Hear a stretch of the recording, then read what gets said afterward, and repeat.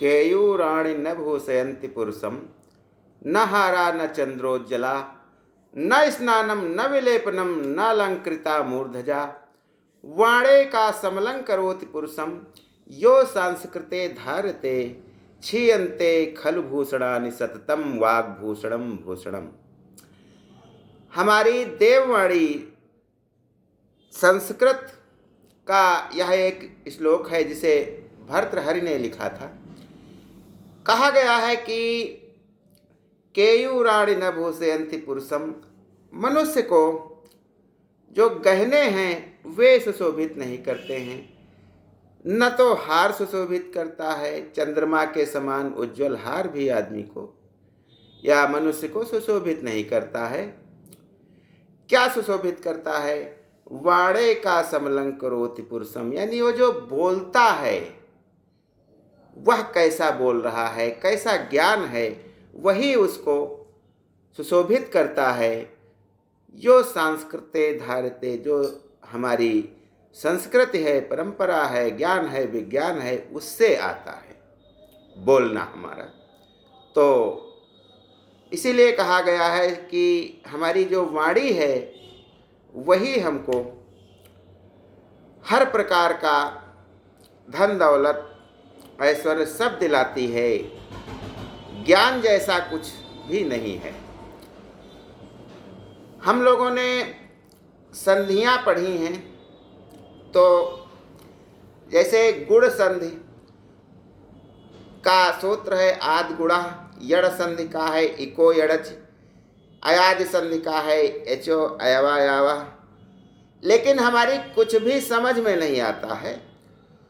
तो इसका कारण है कि हम जो वर्णमाला है संस्कृत की वही नहीं जानते हैं और पढ़ने की हम कोशिश कर रहे हैं, इसीलिए हमारी कुछ समझ में नहीं आता है।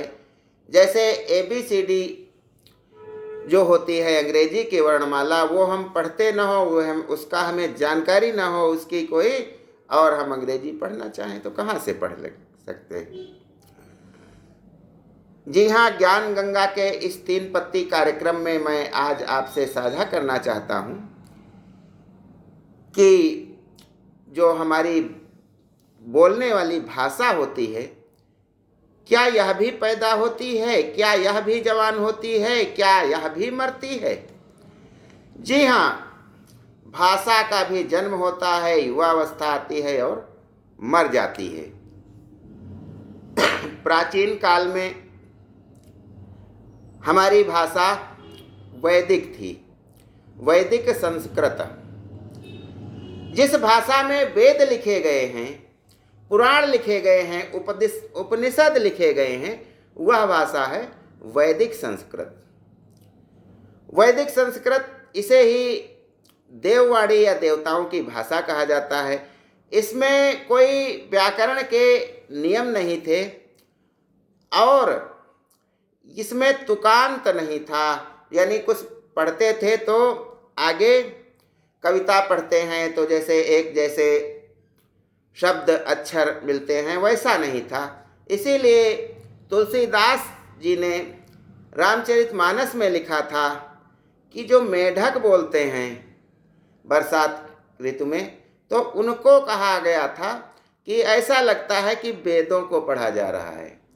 दादुर धुनि चहु दिशा सुहाई, वेद पढ़ें जनु पट समुदायी। ऐसा लगता है कि वेद पढ़ रहे हैं ब्राह्मण लोग, यानी कुछ भी समझ में नहीं आता है।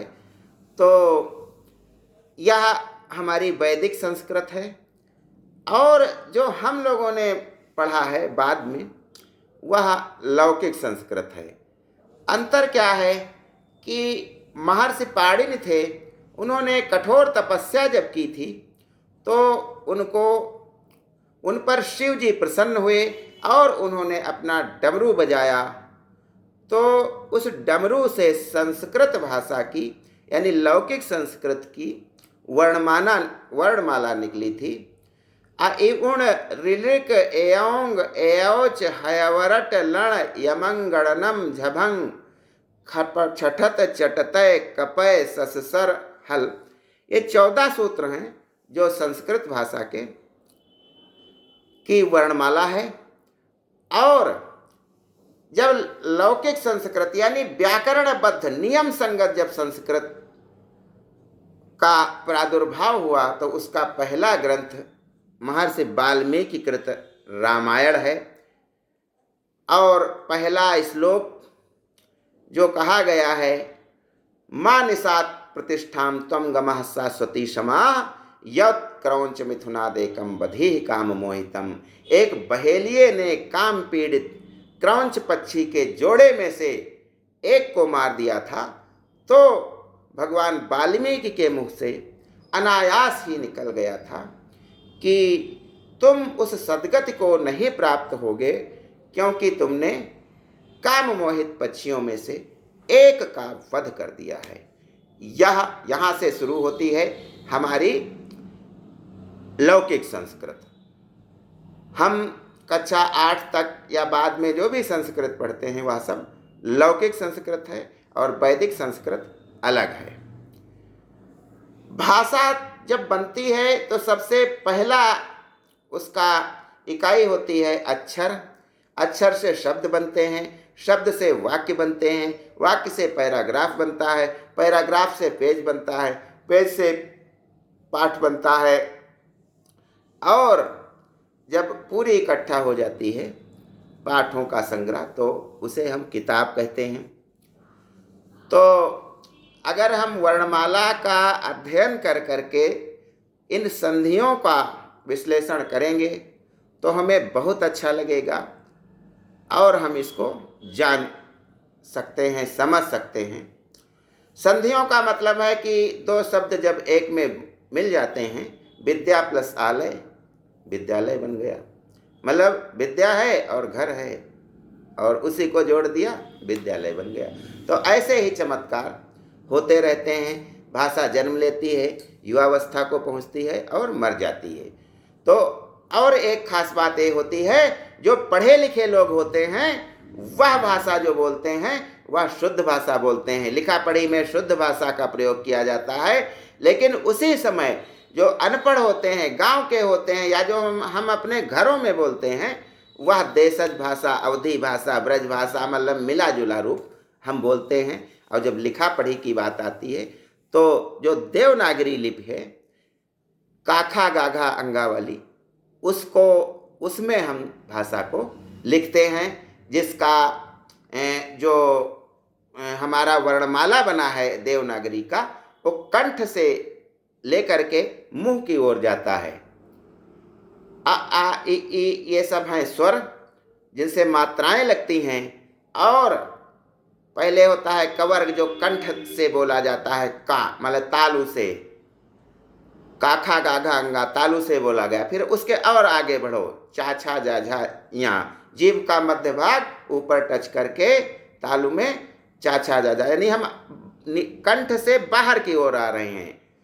फिर टाठा डाढ़ा अड़ा, और आगे बढ़ा, जीभ को पलट के टाठा डाढ़ा की आवाज़ निकलती है। फिर जब जीभ को और आगे ले जाएंगे तो दांत में लगा देंगे ऊपरी पंक्ति में ताथा दाधा ना, और आगे बढ़ेंगे तो फिर पाफा बाभा माँ, बाहर आ गए हम यारा लावा शाखा कहते हुए बाहर आ जाते हैं। तो कंठ से और मुख की ओर जो चलती है वह हमारी हिंदी भाषा या है, जो देवनागरी लिपि में लिखी जाती है।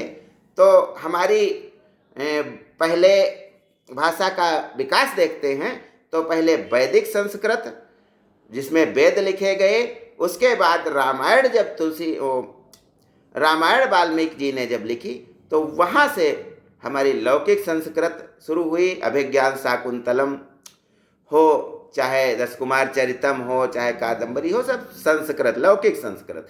तो वैदिक संस्कृत के बाद में लौकिक संस्कृत, और लौकिक संस्कृत के बाद में आई पाली। जब गौतम बुद्ध का जन्म हुआ और उन्होंने उपदेश दिया तो सब पाली भाषा में दिया, जो संस्कृत से ही बनी है। सन 2500 ईसा पूर्व से वैदिक काल प्रारंभ होता है और ईसा पूर्व 650 ईसा पूर्व ये समाप्त हो जाता है। फिर लौकिक संस्कृत आती है, पाली आती है, पाली भाषा में गौतम बुद्ध का बहुत सा साहित्य लिखा गया है। पाली के बाद हम प्राकृत आती है, प्राकृत पढ़ते हैं, और प्राकृत के बाद अपभ्रंश आती है।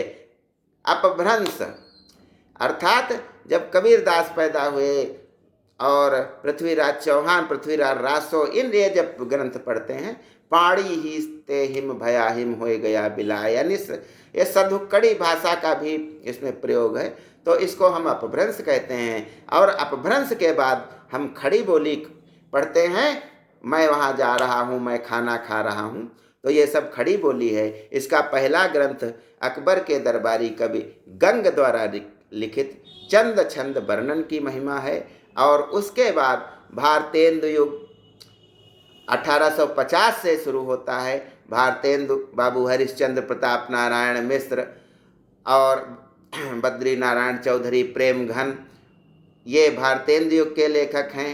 फिर द्विवेदी युग आया, आचार्य महावीर प्रसाद द्विवेदी इसके प्रमुख थे, श्याम सुंदर दास थे। फिर आया शुक्ल प्रेमचंद्र प्रसाद युग, तो प्रेमचंद्र प्रसाद, जयशंकर प्रसाद, ये सब। उसके बाद में खड़ी बोली, आधुनिक खड़ी बोली का विधिवत विकास हुआ है। ये हमारे हिंदी साहित्य का इतिहास रहा है। और हमने देखा कि कैसे संस्कृत भाषा, वैदिक संस्कृत, फिर लौकिक संस्कृत से होकर के अब हम खड़ी बोली के युग में जी रहे हैं। धन्यवाद। जय हिंद, जय भारत।